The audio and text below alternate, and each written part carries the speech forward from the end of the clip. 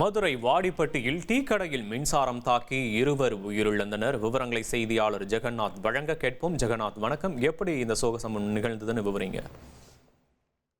வணக்கம். மதுரை மாவட்டம் வாடிப்பட்டி அருகே ஆண்டிப்பட்டி பங்களா, மதுரை திண்டுக்கல் தேசிய நெடுஞ்சாலை அருகே சோமசுந்தரம் என்பவருக்கு சொந்தமாக டீ கடை இருக்கிறது. இந்த டீ கடையில் பாத்தீங்கன்னா சோழமன் பகுதியைச் சேர்ந்த பாலகுரு, அவருக்கு வயது 50 ஆகிறது. அவர் டீ மாஸ்டராக வேலை செய்து கொண்டிருக்கிறார். இன்று அதிகாலை டீ கடையில் பாலகுரு வழக்கம் போல் வேலை செய்து கொண்டிருந்தார். அப்போது அலங்காரத்திற்காக தொங்கவிடப்பட்ட சீரியல் விளக்குகளில் இருந்து டீ போடும் பட்டறை மின்சாரம் பாய்ந்திருக்கிறது.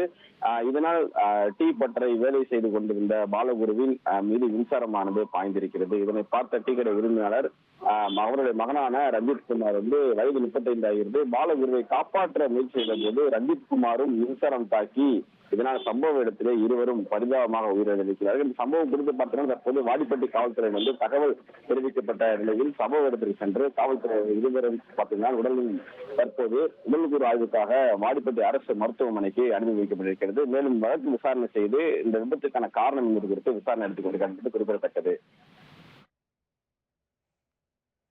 விவரங்களுக்கு நன்றி ஜெகநாத்.